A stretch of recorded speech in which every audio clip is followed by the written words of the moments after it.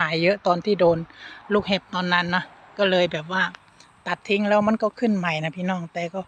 ลูกเยอะคือเก่าดกคือเก่าเบิ่งเครือเนี่ยใหญ่ใหญ่พี่น้องเบิ่งนี่มันขุดเพิ่นขุดขึ้นไว้นี่มันคือมันซ้ำปะรั่งนะเบิ่งมันเน่าพี่น้องมันเน่านะจ๊ะมันเน่าโอ้นี่เบิ่งมันแก้วนะคะมันแก้ว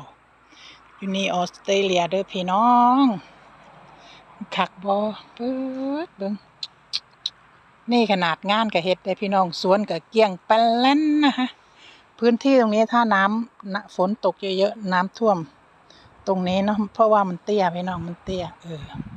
แต่นี่ได้อยู่พี่น้องพื้นบ้านสูงพี่น้องบนถนนนะถ่ายเบิ่ง